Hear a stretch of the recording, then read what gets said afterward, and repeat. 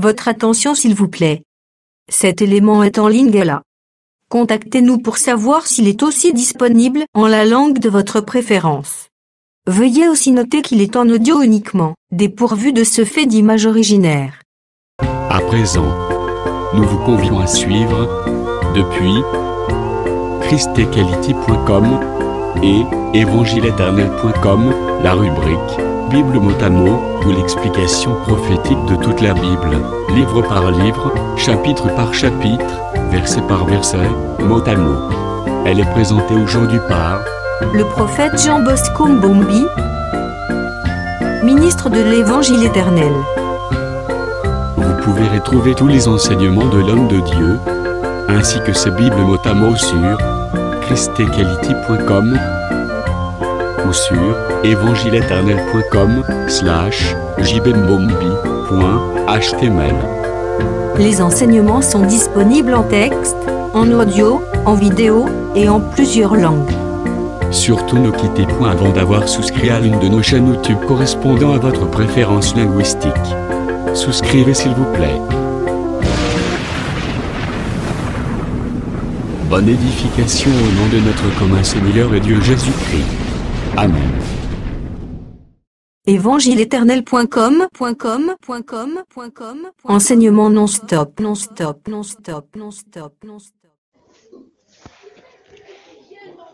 Gloire au Seigneur Jésus-Christ, le maître des temps et des circonstances, de nous avoir encore fait grâce pour que nous parlons de sa part. Nous sommes dans notre étude de la Bible mot à mot, où nous avons commencé le 17e chapitre du livre d'Apocalypse. Nous prenons Apocalypse chapitre 17. Je commence par le 4e verset. Apocalypse 17, verset 4, il est écrit comme ceci. Cette femme était vêtue de pourpre, d'écarlate,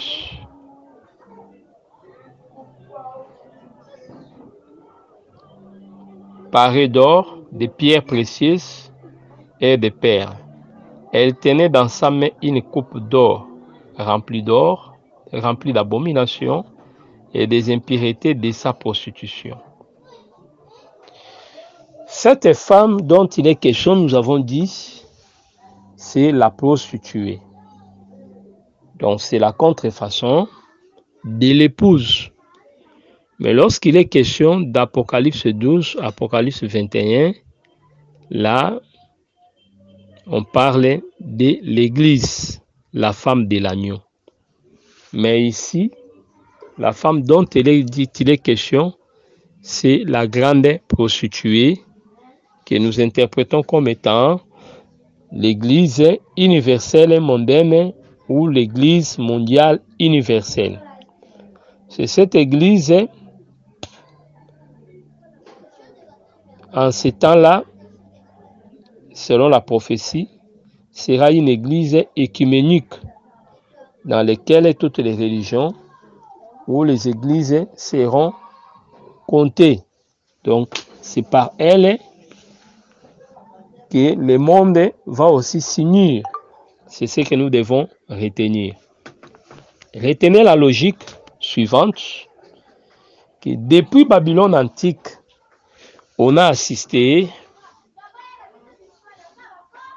depuis Babylone antique, à part les jardins d'Éden, puisque dans les jardins d'Éden, nous voyons Dieu lui-même comme roi, mais Dieu lui cachait aussi la nature du sacrificateur. Voyez, c'est pourquoi il y a Dieu et il y a son image. Lorsqu'il était question de créer l'homme, Dieu fera mention de son image. C'est-à-dire, il manifesta les côtés du sacerdoce. Pour que l'homme soit manifesté, la création, Dieu porte la casquette des ministres. C'est-à-dire, il donne lié à la religion ou à la spiritualité. Vous comprenez? Du côté sacrificature. C'est pourquoi lorsqu'il fallait aussi sauver l'homme déchu, Dieu fera aussi mention du sacerdoce. Donc vous voyez, les mêmes dieux qui devaient régner comme créateur, là il règne comme roi, il règne en maître. Mais lorsqu'il est question de créer, il fait mention de son image. Voilà pourquoi lorsque Christ était venu pour accomplir la rédemption, on le présentera qu'il est l'image du Dieu. Vous voyez, donc Jésus-Christ était l'image du Dieu invisible. Nous sommes dans Colossiens chapitre 1er, prenez le verset 16 à 19. Donc vous allez comprendre cela. Donc c'est ce qui explique aussi les problèmes du mariage entre la bête et la prostituée. C'est-à-dire, nous disons, il y a association du pouvoir politique et du pouvoir religieux. Donc la grande prostituée est l'expression du sacerdoce qui va accompagner les pouvoirs politiques. Or, remarquez que Christ, comme celui qui devait accomplir les pères, moi et les pères, les fils, les pères et les fils, cette nature-là, c'est-à-dire du pouvoir politique et du pouvoir religieux, nous voyons cela aussi de ce côté-ci, où nous trouvons le pouvoir politique avec la bête, c'est fait accompagner par les pouvoirs religieux. Donc dans Babylone, nous voyons les pouvoirs religieux. C'est très très important. Or, lorsque nous remontons pour parler de la Babylonie antique, remarquez premièrement que selon les textes de Genèse chapitre 10, versets 8 à 10, vous allez constater là-bas, on fait mention des Nimérod. Vous voyez, c'est ces Nimérod-là. C'est cet homme-là qui était le dirigeant. Mais remarquez, lorsqu'il dirigeait comme tyran, il incarnait le pouvoir politique. Vous voyez, j'aimerais faire la lecture. Genèse chapitre 10, 8 à 10. Genèse 10, 8 à 10. Je lis au nom du Seigneur Jésus-Christ. Couche engendra aussi Nimérod, celui qui commença à être puissant sur la terre. C'est le premier tyran. Il fit un vaillant chasseur devant l'Éternel. C'est pourquoi l'on dit comme Nimérod des vaillants chasseurs devant l'Éternel. Il régna d'abord sur Babel, quand il régna comme roi, Érec, Akkad et Calné, au pays de Shinéar. Voyez, donc, il était roi. Mais quand vous plongez les regards dans les écrits parallèles, on vous parlera de l'influence de la mère de Nimérod. C'est là où nous disons que Nimérod incarnait le pouvoir politique, mais ne marcha pas seul. Il y a une femme qui l'a accompagné, c'était sa mère. C'est cette femme-là qui sera en quelque sorte la prêtresse de l'époque. Vous voyez, elle était prophétesse. C'est ça la chose que nous devons comprendre. L'histoire parle de cette femme-là comme prophétesse. Donc quand il faut regarder, vous allez comprendre, il y a les mariages entre les pouvoirs politiques et les pouvoirs religieux. Donc en d'autres mots, Nimérod était influencé par sa mère. Lorsque nous avons eu expliqué l'église de Thyatire, nous avons dit que c'est cette relation mère-enfant qui influença les religions antiques jusqu'au temps de l'église catholique pour qu'on puisse amener le culte de la mère et de l'enfant pour confondre le monde avec l'histoire de Marie et Jésus. Donc ça, c'est un prétexte ou un échappatoire. Mais à vrai dire, lorsqu'on parle de Marie, on voit le culte de la mère de Nimérod. Lorsqu'on parle de Jésus là, ce n'est pas notre Seigneur Jésus. On voit les cultes de l'enfant. Cet enfant-là, c'était bel et bien Nimrod. C'est très très important. Donc, ce sont des aspects à ne pas négliger. Vous allez comprendre qu'il y a eu mariage dès le départ entre les pouvoirs politiques de Nimrod et la puissance religieuse de sa mère. C'est là où nous avons toujours dit à nos frères qui n'aiment pas croire qu'il y a eu des géants sur la terre. Quand je dis les géants sur la terre, selon Genèse 6, je vois pas les descendants de Seth comme certains ont l'habitude de le dire, mais je vois l'incarnation des démons sur la terre. Je suis dans Genèse chapitre 6, verset 1. Lorsque les hommes eurent commencé à se multiplier sur la face de la terre, et que les fils des filles leur firent nés, les fils de Dieu virent que les filles des hommes étaient fort belles, et ils en prirent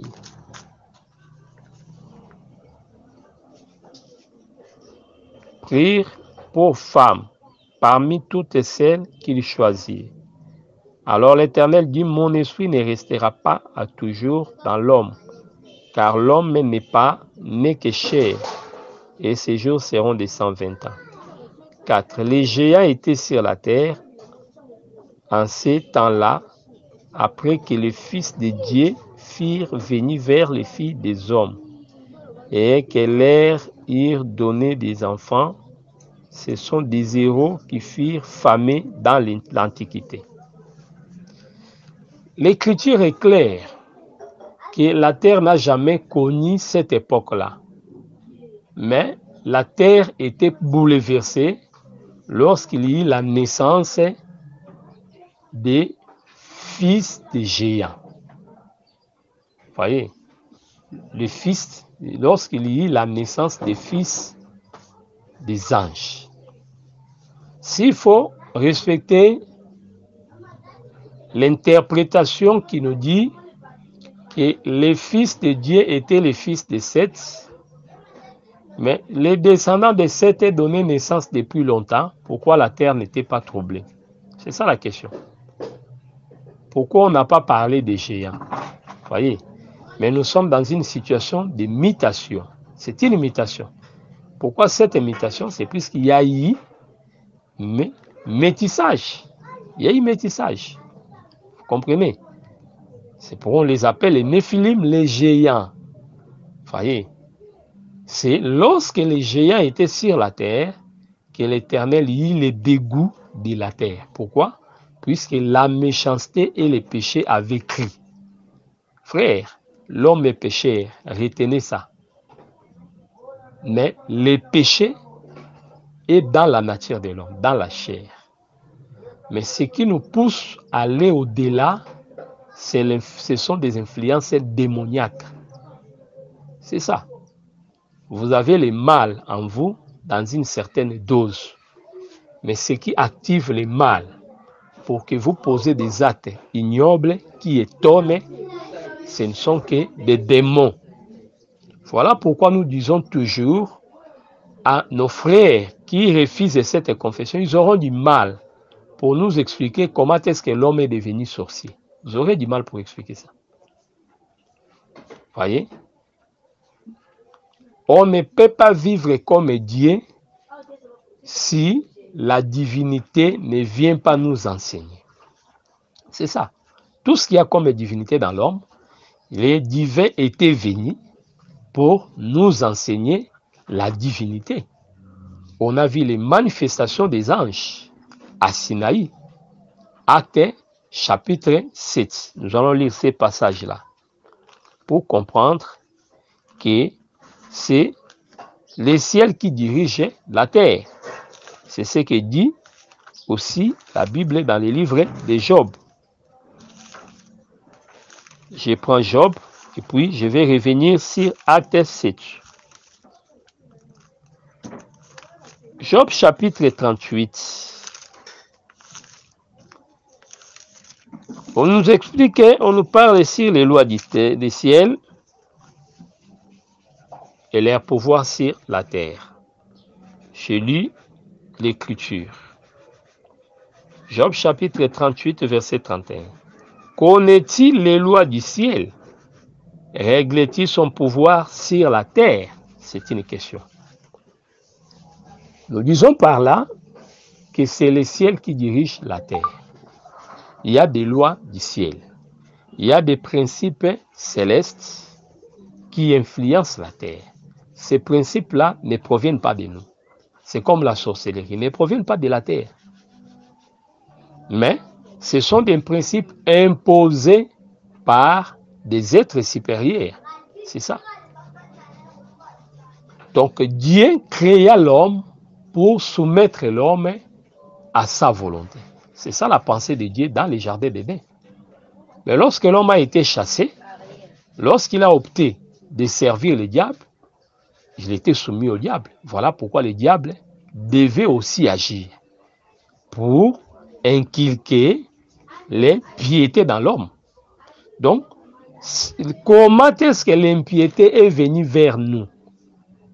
Si la divinité devait être dans l'homme, ou même dans les jardins, devait se trouver dans l'homme, c'est puisque les divins étaient là pour inculquer la divinité.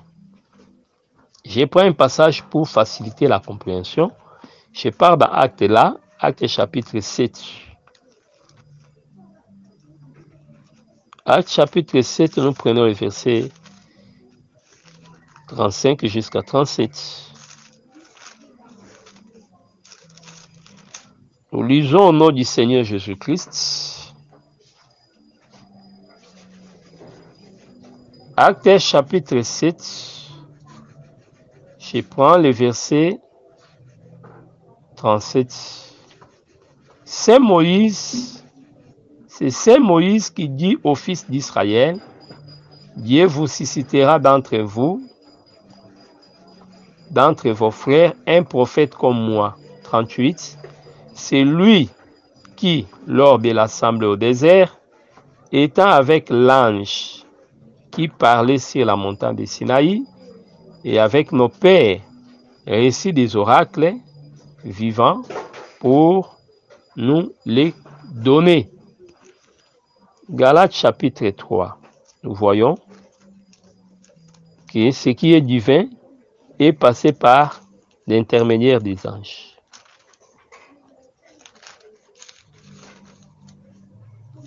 Galates chapitre 3. Il faut comprendre que dans la parole, il y a les réflexions des solutions pour tout ce qu'il y a comme problème. Donc la parole peut nous aider à répondre à toutes les questions. Galates chapitre 3, le verset 19. Pourquoi donc la loi? Elle a été donnée ensuite à cause des transgressions, jusqu'à ce que vint la postérité à qui la promesse avait été faite. Elle a été promulguée par des anges au moyen des médiateurs. Merci. Donc, nous avons deux façons que le ciel ou le monde spirituel influence le monde physique. Il y a les moyens de l'incarnation. Nous avons vu ça avec le Seigneur Jésus-Christ. Nous avons vu ça dans Genèse chapitre 19, 18, 19, où le Seigneur était venu comme un homme sur la terre. Il y a les moyens de l'incarnation, il y a aussi les moyens des manifestations. Il y a des manifestations et il y a aussi la visite de la terre. De même aussi, le diable qui utilise la contrefaçon a agi aussi par l'incarnation et aussi par des manifestations. Voyez, quand vous lisez par exemple les versets sataniques qui parlent de l'origine de l'islam, c'était un ouvrage écrit par un certain Salman Rashidi. Voyez, c'était les livres les plus controversés de l'époque, les années 88, 87. quand on grandissait, on parlait sur les versets sataniques. Il avait trouvé refuge en Angleterre, où il était protégé par la police Scotland. Vous comprenez? C'est ça le grand problème. À l'époque, Salman Rachidi, sa tête était exigée par Imam Khomeini, qui avait mis $1 million à quiconque devait les ramener la tête de Salman Rachidi. C'est très très important. Donc il faut retenir cela. Donc, Imam Khomeini avait mis $1 million pour celui qui devait apporter la tête de Salman Rachidi. Voyez, cet homme a expliqué que Mahomet était en contact avec des esprits sur la montagne. Vous comprenez? C'était la manifestation des esprits pour lui communiquer. De même que Moïse réussit la visitation des anges, la visitation de l'ange, de même aussi cet homme-là avait eu des visitations. Nous disons aussi, la plupart des mauvaises religions que vous voyez, les gens ont été en contact avec des démons, avec des esprits. Ils ont vu des manifestations. Pour comprendre cela, il faut aller peut-être voir aussi l'origine de l'Église des Saints des derniers jours. Voyez, vous allez comprendre que Joseph Smith était en relation avec un esprit géant. On cherche à faire croire aux gens, c'était l'ange de l'Éternel qui l'a visité, la personne de Moroni. Mais nous qui avons la lumière, la vérité, nous savons que le personnage de Moroni n'était rien d'autre qu'un démon qui était venu troubler la vie de Joseph Smith. Vous comprenez? Et c'est lui qui devait lui remettre les plaques d'or qu'il devait recopier pour que nous ayons aujourd'hui ce qu'on appelle les livres des Mormons. Vous comprenez? C'est pareil avec Bayaoula les promis.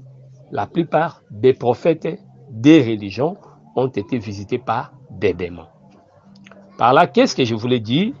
Je voulais seulement dire que la prostitution spirituelle avait commencé en ces temps-là avec la mère des Nimérode. Mais je voulais seulement expliquer que cette démarcation des fils des hommes ne provenait pas d'eux. Mais cela a commencé lorsque les esprits étaient incarnés. Vous voyez, les anges sont des esprits, mais ils ont porté un corps pour venir visiter l'autre. De même, aujourd'hui, nous vivons aussi cette incarnation de plusieurs manières. Ces gens visitent la terre pour amener des principes. Beaucoup de savants que nous avons l'habitude de louer, certains d'entre eux étaient l'incarnation du mal. Vous voyez, c'était des démons qui étaient venus pour donner l'impulsion, c'est quelque chose. C'est pourquoi vous allez voir, ces genres d'hommes sont rares. De même les géants, en ces temps-là, si vous lisez la Bible, vous allez voir les géants, on en parle encore au temps d'Israël, de Moïse, lorsqu'il voulait entrer dans la terre promise. Ils sont rares. Ils apparaissent et disparaissent. Ces démons-là qui visitent la terre de temps en temps, c'est eux qui ont donné la connaissance de la sorcellerie, qui ont montré la magie aux hommes. C'est comme ça que cette femme-là avait ces connaissances-là. Vous comprenez? Donc, par là, je voulais seulement dire que la terre est influencée dans beaucoup de choses. Beaucoup de choses. Même quand on parle porte-à-porte, vous voyez, quelqu'un veut chier sur la bouche de l'autre. l'homosexualité qu'on a trouvé à Sodome et Gomorrhe. Mais ce sont des pratiques qui viennent des démons. Ce sont des lois spirituelles. De même que Dieu nous influence par des lois spirituelles, le diable aussi, quand il vient, nous disons donc l'homme est regardé comme un champ de bataille entre les forces du mal et les forces du bien. C'est pourquoi lorsque nous croyons en Jésus-Christ, c'est une preuve de la victoire des forces du bien sur nous. Lorsque quelqu'un est aussi attiré par l'occultisme, vous voyez, c'est une victoire sur l'homme par les forces du mal. Voilà pourquoi ils vont l'utiliser à leur fin. C'est ça. Ce sont ces esprits qui ont visité la terre pour amener des inventions, pour susciter des dictateurs. Certains dictateurs ont été même des démons. Ce n'étaient pas des hommes, ce sont des démons, des hommes comme des Hitler là. Ce n'est pas un homme, c'est un démon qui avait visité la terre et a troublé la terre. Les autres ont été animés par des esprits. Donc, ils apparaissent jusqu'à nos jours. Mais c'est nous qui sommes limités pour ne pas comprendre cela. Ils influencent la terre par des pratiques terribles. Quand vous voyez ça, c'est inhumain. L'anthropophagie, ce sont ces esprits-là.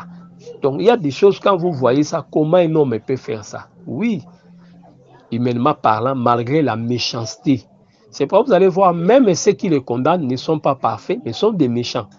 Mais ils réalisent qu'un homme normal, malgré sa méchanceté, ne peut pas arriver là-bas. Pourquoi ce dépassement des bornes? C'est puisque l'homme est influencé par d'autres forces. C'est ça le problème. Donc, refuser l'incarnation des esprits, c'est refuser aussi l'impiété sur la terre. Si nous avons la piété, c'est puisque la divinité nous a visités dans l'incarnation. Vous comprenez? Dieu a été fait chair. La parole a été faite chair. Je sais que beaucoup de frères ne supportent pas le mot incarnation. Ils aiment que ça reste dans ceux qui sont dans des pratiques. Là, nous empruntons les termes bibliques. La manifestation.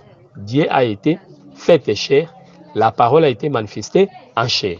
Vous comprenez? Donc, un esprit peut porter un corps. Il y a plusieurs témoignages. Alors, nous sommes des hommes de Dieu.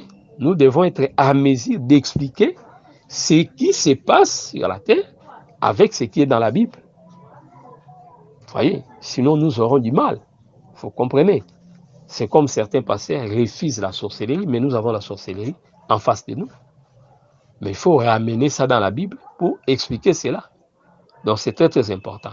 Donc, nous disons que la mère de Nimrod est la première à inspirer les hommes sur la fausse religion. Caïn était dit malin, mais Caïn, à son époque, n'a pas manifesté l'idolâtrie. Vous comprenez un peu? Mais l'idolâtrie, pour la première fois, a été constatée à l'époque de Nimrod, où sa mère était prophétesse. Donc voilà ce que nous devons comprendre. Donc malgré que l'homme était séparé de Dieu, mais l'homme ne connaissait pas, à vrai dire, la culture de servir d'autres dieux. Voyez. C'est pour lorsque Josué dit « Où vos pères servirent », vous allez comprendre quand nous sommes dans Genèse 11. Après Genèse 11, on va parler sur Abraham et les autres. Vous comprenez un peu?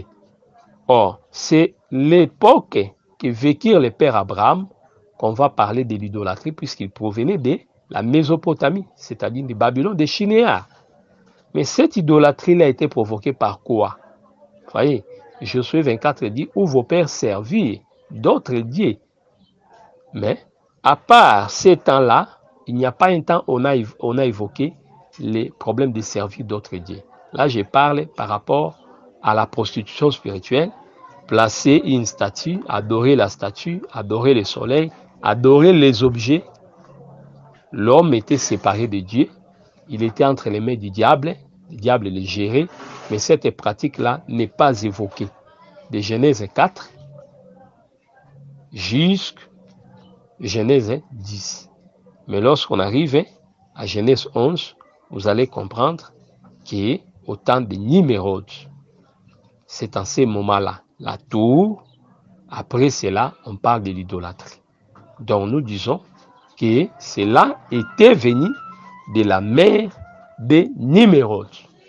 C'est pour cette mère-là qui est la première ombre ou figure de Babylone. Vous comprenez? C'est elle qui influençait son fils pour amener tout le monde à l'idolâtrie.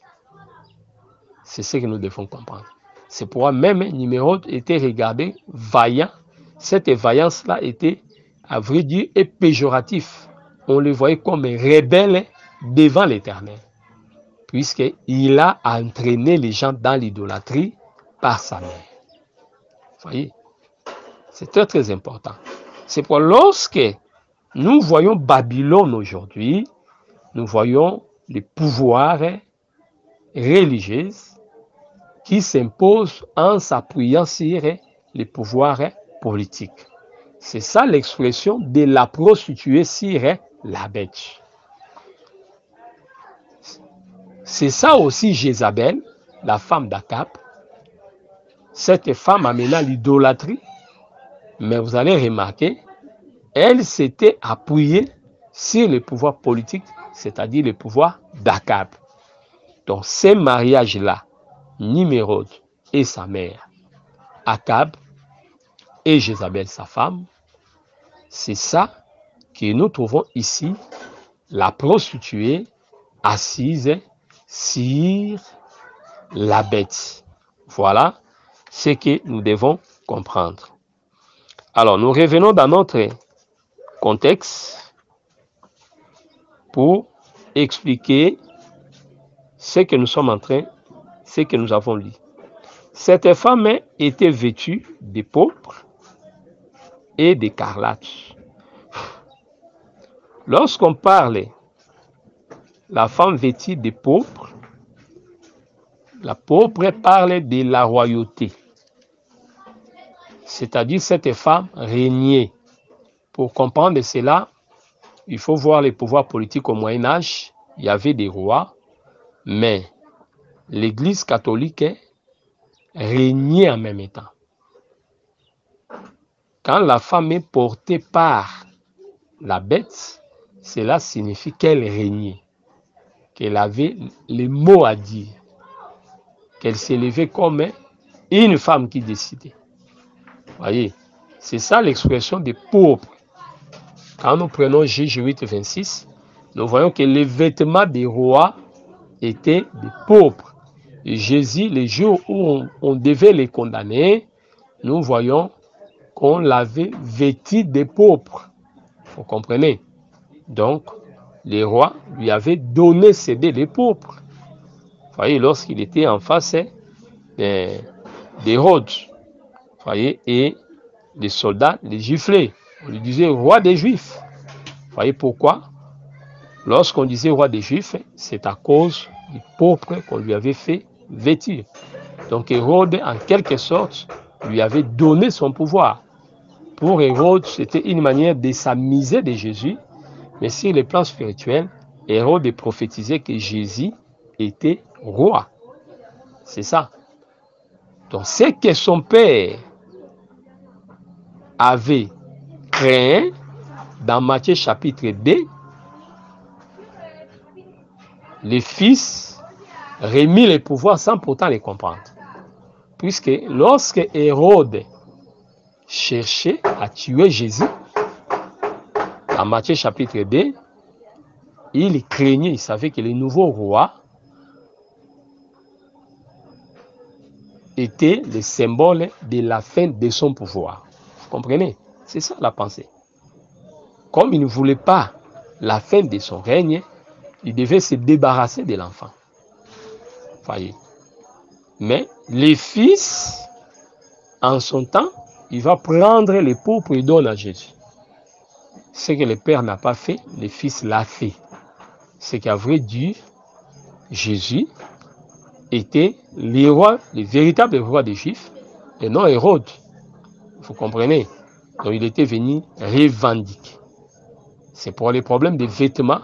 Il a réussi les pauvres, pas seulement les pauvres, mais il ira jusqu'à la fin pour revendiquer les vêtements sacerdotaux. Pour que l'écriture s'accomplisse, selon Hébreux 7, la pensée de Melchisédek, roi sacrificateur. Vous comprenez? C'est pourquoi vous allez voir, Marc fait un parallélisme que beaucoup de gens ne voient pas. On voit seulement les vêtements sacerdotaux, mais il faut aussi voir les vêtements royaux. C'est très très important. Nous prenons l'écriture et nous faisons la lecture. Nous prenons les livres de Marc. C'est dans Marc que cela est écrit.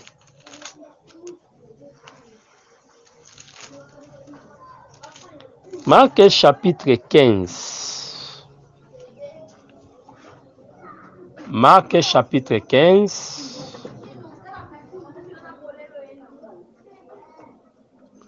Nous lisons les versets 12. Non, nous allons plus loin. Verset 12. Pilate, reprenant la parole, leur dit: que voulez-vous donc que je fasse de celui que vous appelez le roi des Juifs? Et les crièrent de nouveau: crucifiez-le. Pilate leur dit: quel mal as-tu fait? Ils crièrent encore plus fort: crucifiez-le. Pilate, voulant satisfaire la foule, leur relâcha Barabbas, et après avoir fait battre des verges Jésus, il les livra pour être crucifié. Les soldats les conduisirent Jésus dans l'intérieur de la cour, c'est-à-dire dans les prétoires, et ils s'assemblèrent toute la cohorte. Ils les revêturent de pourpre et posèrent sur sa tête une couronne d'épines qu'ils avaient dressée. Puis se mirent à les saluer: roi des Juifs. Lui frappaient la tête avec un roseau, crachaient sur lui et fléchissaient les genoux, se prosternaient devant lui.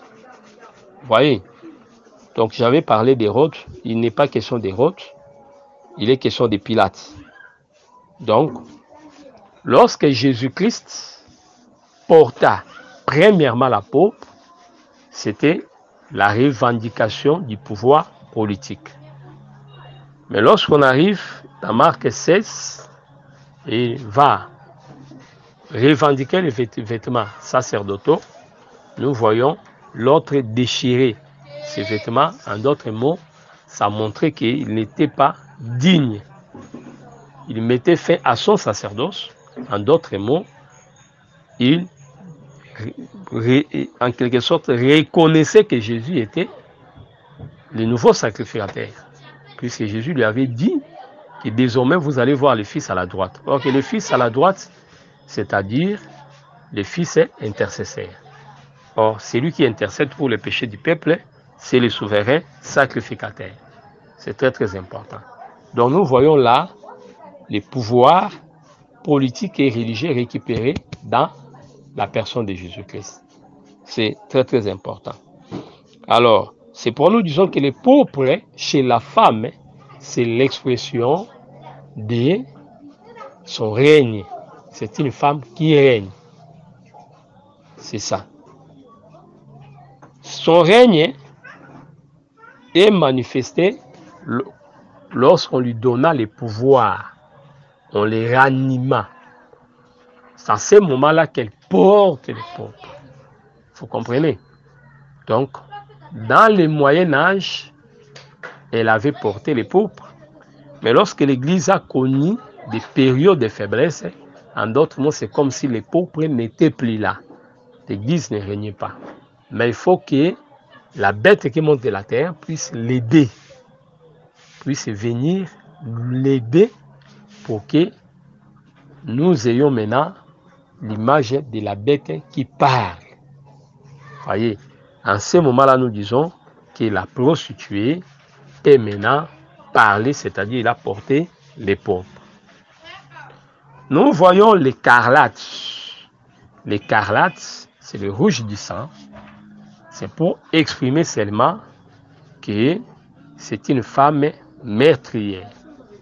C'est auprès d'elle qu'on trouva tous les sangs des prophètes.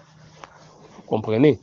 C'est pour nous disons, quand nous parlons de Babylone au temps de la fin, voyez d'abord Babylone comme un esprit qui marche avec la mère de Nimérode et qui a marché dans les temps.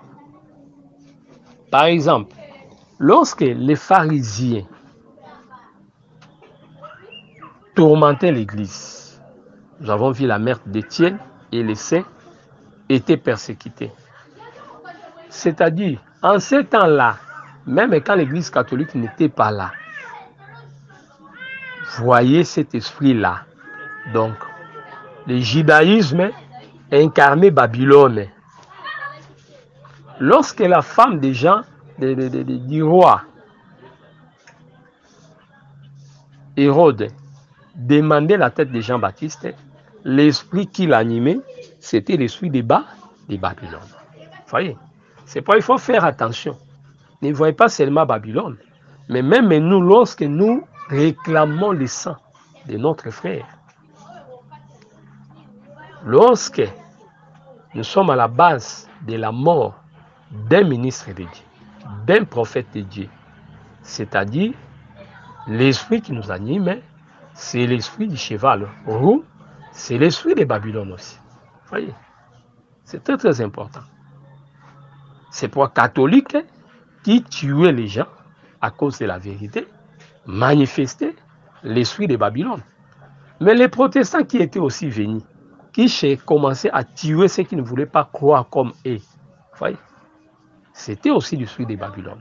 C'est pourquoi même si on peut mettre une structure sur place, mais nous devons avoir de la sagesse pour ne pas agir au-delà de la doctrine.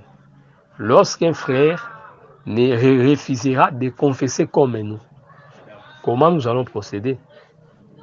La Bible procède par laisser le temps. Prions Dieu pour que le Seigneur nous éclaire. C'est ce que le frère Paul dit. Nous voyons Paul régler ces problèmes-là en livrant. Il a livré Alexandre et Hyménée. Vous comprenez? C'est très très important. Mais n'allez pas dans la voie de la violence. Vous voyez? Calvin, qui ont détesté les méthodes des catholiques, mais en son temps, Calvin aussi a persécuté les autres. Vous comprenez? Donc là, nous disons que Calvin, en ces temps-là, n'était pas différent de l'Église catholique. En lui aussi, on a trouvé l'esprit de Babylone. Vous comprenez? Donc même aujourd'hui, si on commence à persécuter les frères qui ne veulent pas confesser comme nous, en occasionnant même leur mort, en ce moment-là, on serait comme Babylone. Voilà pourquoi même lorsqu'on aura un cadre, une structure, pour régir les assemblées des saints, faisons attention, respectons la doctrine. Il ne faut pas lutter dans la chair pour troubler les frères. C'est très très important. Ayons des limites et de la sagesse dans tout ce qu'on peut prendre comme mesure, soit retirer le nom de l'assemblée des saints, soit toutes formes de contraintes que nous devons utiliser pour nous imposer doit rester doctrinal. Sinon, l'esprit de Babylone est en nous, c'est-à-dire nous avons porté l'écarlate. Vous voyez, c'est très très important. C'est pourquoi quand vous voyez ça seulement dans l'église catholique, c'est dangereux. Et c'est pourquoi nous parlons, quand nous voyons Babylone, nous voyons la fausse église universelle. Même lorsque les musulmans, puisque nous savons ce que nous sommes en train de dire d'Apocalypse 17 est à venir. C'est lorsque la bête va apparaître. Mais aujourd'hui, la bête n'est pas encore là. Mais ici, nous disons l'esprit. L'esprit est déjà là. Puisque l'esprit était, l'esprit de Babylone ne commence pas aujourd'hui. Et ce que nous allons voir là-bas, ce serait seulement la fin. C'est très très important. Donc quand les musulmans, les Indiens persécutent les chrétiens, voyez ça l'esprit de Babylone. Lorsque Rome persécutait les chrétiens, c'était l'esprit de Babylone. Là, l'église catholique n'était pas là. Lorsqu'on demandait la tête de Jean-Baptiste, c'était l'esprit de Babylone. Mais Babylone comme église catholique n'était pas là. C'est pourquoi la manière de définir Babylone, il ne faut pas voir une église comme ça seulement. Mais il faut aller plus loin pour voir dans Babylone la grande, pas une église, mais ce serait l'église universelle. Dans cette église-là, il y aura aussi d'autres églises. C'est pourquoi nous parlons de l'écuménisme. C'est très très important. Donc l'écarlate, c'est les rouges du sang. C'est pour parler que Babylone est meurtrière, puisque en elle on trouva le sang des prophètes. Quand Babylone opère, il opère au nom de l'ennemi de son mari, qui est le dragon rouge. Vous comprenez? Donc ces rouges-là d'écarlate, c'est ça les rouges du dragon. Là, nous rentrons dans Jean chapitre 8 pour dire le diable est meurtrier dès le commencement. C'est-à-dire, lorsque nous gagnons les âmes, nous les faisons pour la gloire du Seigneur. Nous, l'Église, nous l'épouse. Lorsque Babylone aussi tue les gens, il les tue pour la gloire de son amant. C'est ça. Donc, nous nous œuvrons pour le Seigneur. Babylone œuvre pour son mari, qui est Satan. Donc, c'est pourquoi le véritable meurtrier, c'est Satan.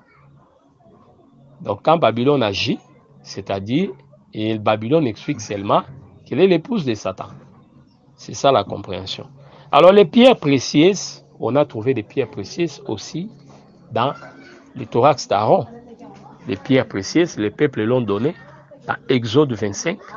Quand vous prenez les versets 1 à 8, on a donné des pierres précieuses. Quand on arrive à Exode 28, on trouve les pierres précieuses dans le thorax d'Aaron. C'est pour expliquer quoi?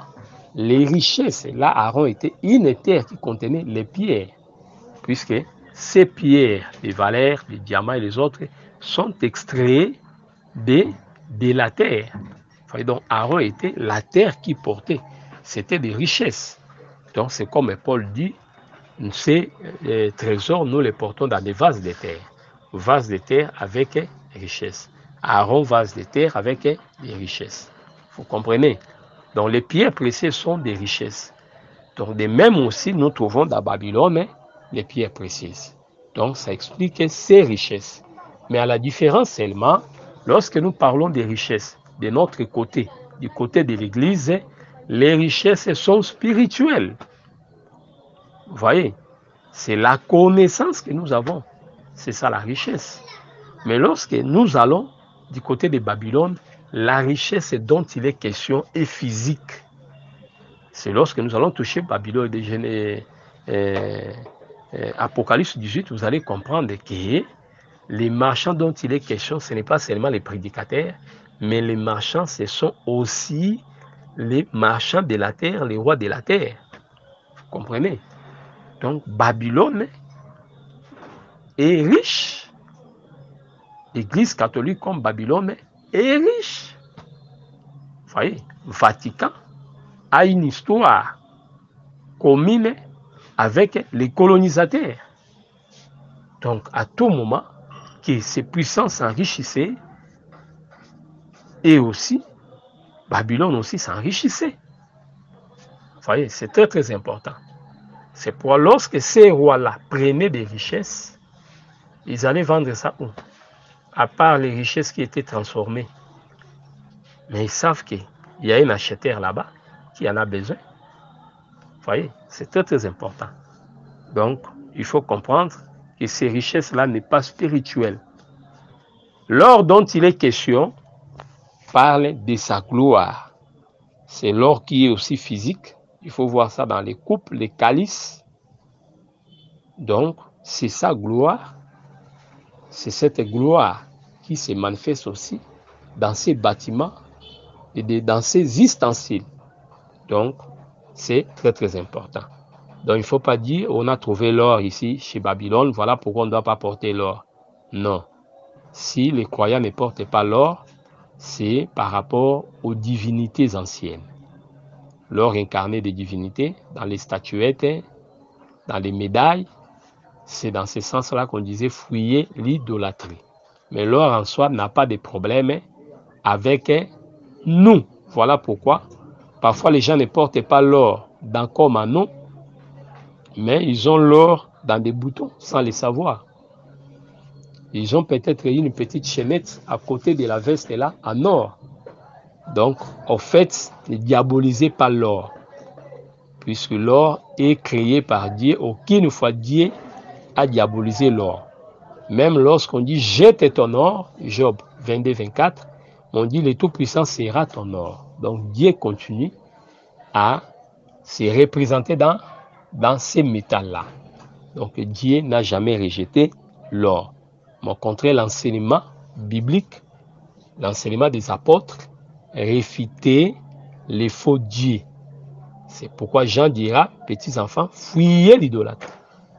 Voyez. 1 Jean 5, 21. Voyez. Et Paul dira, nous sommes dans la joie puisque vous avez abandonné les faux dieux en s'attachant.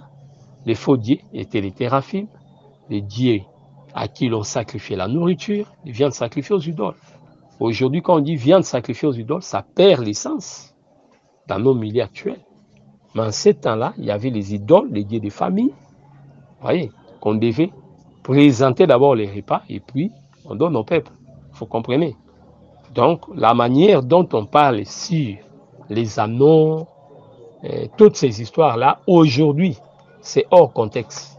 C'est hors contexte. Ce sont des choses que les églises doivent revoir.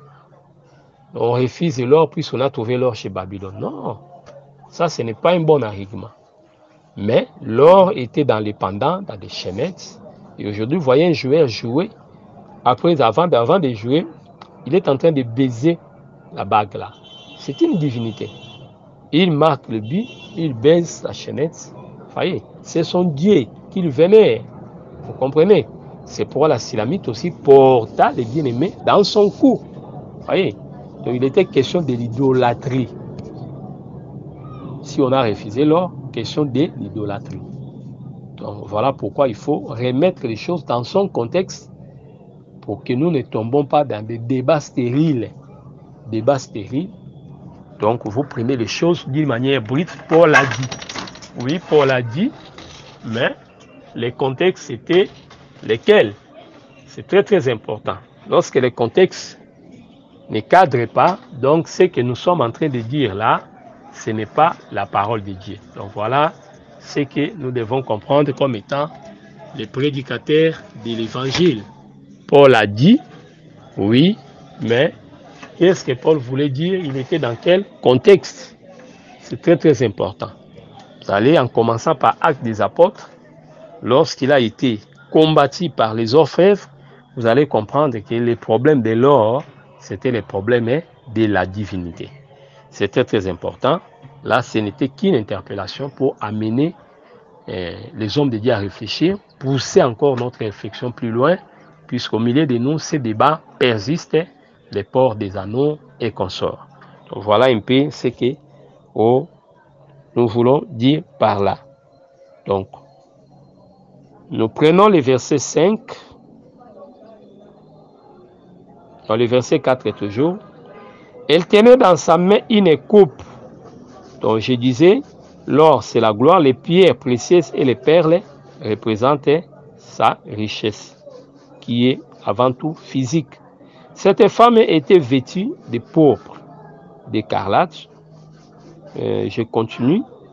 Dans la dernière portion, elle tenait dans sa main une coupe d'or, remplie d'abominations et toute impureté de sa prostitution. Les abominations dont il est question, c'est les 666. La coupe a ses abominations. Il ne faut pas dire que les abominations, c'est l'Eucharistie, puisque les prêtres se présentent avec l'Eucharistie. Je crois que cette interprétation est vraiment médiocre. Ce n'est pas une bonne interprétation. Rien à voir avec l'Eucharistie. La coupe, ici, c'est par rapport à l'enseignement. Vous comprenez? Puisque l'Église partage la coupe du Seigneur. 1 Corinthiens 10, 14 à 18. La coupe du Seigneur.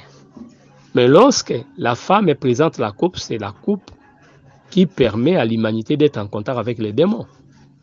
Le frère Paul l'a dit. Vous voyez, c'est pour dire fuyez l'idolâtrie. Donc, à l'intérieur, là-bas, ce qu'on appelle l'impureté là, c'est ça, les faux enseignements. C'est ce que Ésaïe appelle vomissir. Il n'y a plus de place. Toutes les tables sont pleines de vomissements. Vous voyez? Donc, ce qui ne convient pas, ce qui n'est pas propre, d'or rempli d'abomination. On avait déjà dit l'abomination, blasphème, c'est ça marche de pair. Et des impuretés de sa prostitution. La prostitution de l'Église, c'est cette Église qui a montré la fausse religion au roi de la terre. C'est pourquoi tu ne peux pas être roi sans avoir adhéré dans un ordre occulte. Franc-maçonnerie et cancard, toutes ces histoires-là. Vous voyez, c'est ça la prostitution. Il est en prostitué, en prostitution, c'est lui qui collabore avec les rois de la terre, qui désoriente les rois de la terre avec la fausse religion. C'est ça, la prostitution. C'est pourquoi toutes ces pratiques-là, c'est ce que le Seigneur appelle abomination. Quand vous irez là-bas, vous allez voir, dans ces cultes-là, les gens sont homosexuels, sont des abominations. Vous voyez? Ce que les gens font, ils prennent ça dans cette coupe. C'est pourquoi dans cette coupe, sont des abominations. Ces abominations-là, vous voyez les faux enseignements qui déroutent l'homme, qui amènent la perversion sur la terre, la contrefaçon. Romains chapitre 1. Donc c'est clair. Voilà ce qu'on appelle impureté. Vous voyez? Donc, impureté de sa prostitution, rempli d'abominations et des impuretés de sa prostitution. Aujourd'hui, nous les vivons, mais après l'enlèvement, les termes utilisés pour ces abominations, c'est les 666. Vous voyez? Donc là, faites corrélation avec Apocalypse 13. Donc voilà ce qu'on voulait dire. Nous allons revenir pour continuer notre pensée. Que le Seigneur Jésus-Christ vous bénisse. C'était là votre frère, le prophète Jean Bosco Mbombi, Église des Saints de Massina, Kinshasa, RDC. Donc, contact et coordonnées, plus 243 89 541 88 90. Soutenez notre site où vous trouverez tous ces enseignements, évangile-éternel.com. évangile-éternel.com. Les numéros que j'ai donnés connectés à WhatsApp, vous pouvez bien me localiser.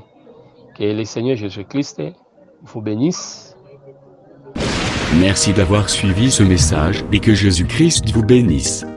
Si vous avez une question à l'intention de l'homme de Dieu, si vous voulez que l'homme de Dieu prie pour vous, si vous voulez vous confier à l'homme de Dieu, ou si vous voulez tout simplement bénir l'homme de Dieu, contactez-le directement si ses coordonnées sont disponibles depuis sa page. Sinon, contactez-nous et nous lui transmettrons vos préoccupations.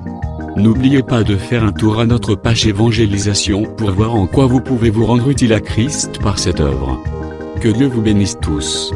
Amen. ChristQuality.com. Les cieux en un clic de la souris. Évangile-éternel.com.